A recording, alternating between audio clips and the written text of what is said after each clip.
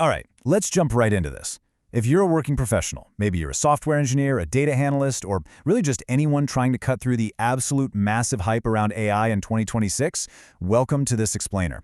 The AI landscape is shifting incredibly fast, right? And the way we learn it, well, that has to evolve just as quickly. So today, we're taking the absolute chaos of AI learning and distilling it into a highly structured, focused, 6-month transition roadmap. We're going to break down exactly how you can stop just reading about AI and start actually building it, specifically tailoring this path to help you land dedicated AI and machine learning roles.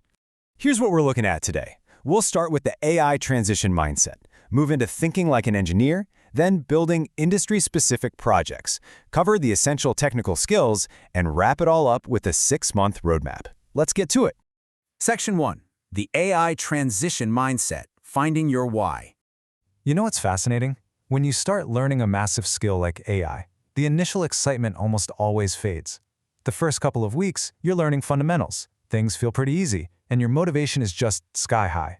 But usually around month 2 or 3, you hit this wall of really difficult concepts. And honestly, that is exactly where most people quit. So before you write a single line of code, you have to answer this absolutely crucial question. Why did you start this?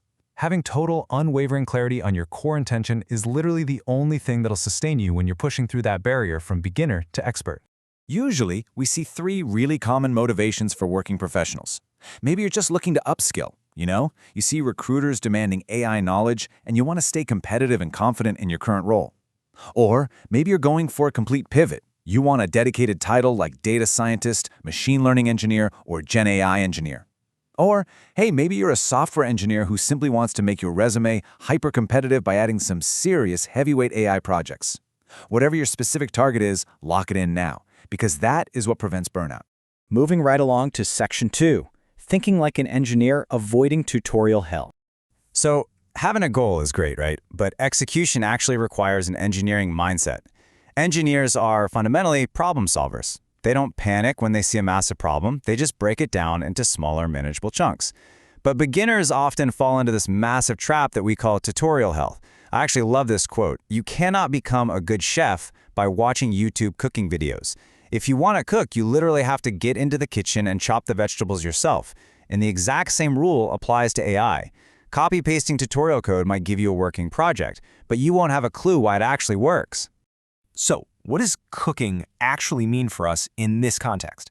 Well, it means writing your own custom code. It means actively implementing algorithms yourself and independently building projects from the ground up, whether they're tiny scripts or massive systems. You absolutely have to move away from rote memorization because AI is an intensely practical field. You really have to master the actual engineering progression. You've got to understand model selection, knowing exactly why you're applying a support vector machine for classification instead of, say, k-nearest neighbors, or knowing when to use a convolutional neural network for an image task versus a recurrent neural network for text. Then you move through training, testing, and finally, evaluation.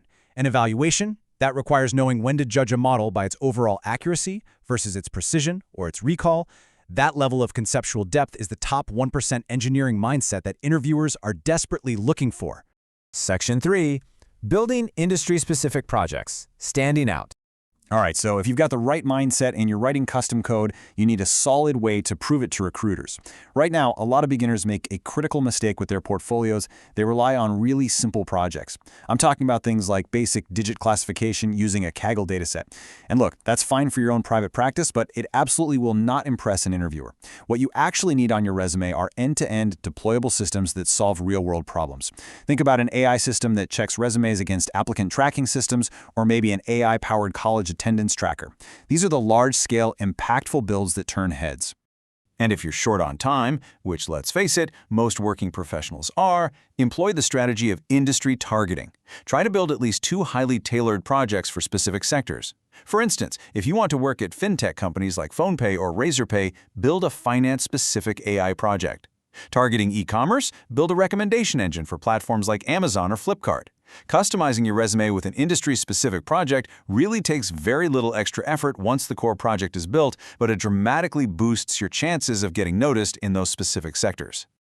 Just a quick note on long-term strategy here. As you spend, say, 2 to 3 years in the field, you're going to want to niche down. Transitioning your resume to specialize purely in natural language processing, computer vision, or generative AI will massively increase your credibility and value in the industry. Let's look at Section 4, Essential Technical Skills, the Toolbox. So, what software libraries and programming languages actually make up the modern AI stack? Well, everything starts with Python. You really need to spend your first week or two mastering it, specifically Object-Oriented Programming, or OOPS. This teaches you how to structure code like real-world objects, and trust me, that concept will help you for your entire tech career. Then, you need to learn how to pre-process data using NumPy and Pandas. And finally, you have to be able to visualize that data, which means getting comfortable with Matplotlib and Seaborn. Now here's a reality check. Despite all the wild hype around AI and neural networks, SQL remains an absolutely crucial skill. Why? Because the vast majority of real-world organizational data that you are going to deal with as an AI engineer or data scientist lives right inside relational databases. A strong command of SQL is simply mandatory, no getting around it. Next, we get into the heavy hitters. For machine learning algorithms, scikit-learn is essential. For deep learning, you definitely have choices, but PyTorch is highly recommended over TensorFlow for beginners because it's just far more intuitive and Pythonic. Beyond the algorithms themselves, you absolutely must know how to deploy your models and manage your code. Using version control, so Git and GitHub are a must. And finally, in today's modern landscape, knowing how to integrate existing tools like OpenAI APIs into your workflow is practically an absolute expectation. Section 5, the 6-month roadmap, putting it together. Okay, so how do we actually schedule all of this? We do it through a progressive disclosure of skills. Weeks 1 and 2 are fully dedicated to Python and object-oriented programming. For the rest of months 1 and 2, you are deep in the data. That's SQL, NumPy, Pandas, and your visualization libraries. Then months 3 and 4 are where the heavy lifting happens. This is where you learn machine learning and deep learning algorithms, model evaluation, and PyTorch. Month 5 is entirely dedicated to cooking, building those 2 large-scale end-to-end industry-specific projects we talked about. And finally, month 6 is all about professional polish: Git, GitHub, API integration, and model deployment. I want to make this crystal clear. 6 months is the absolute minimum time investment required to reach a proficient, employable level in this field. Realistically, the more time you invest beyond this, doing internships, participating in hackathons, just continuously upskilling, the better you're going to become.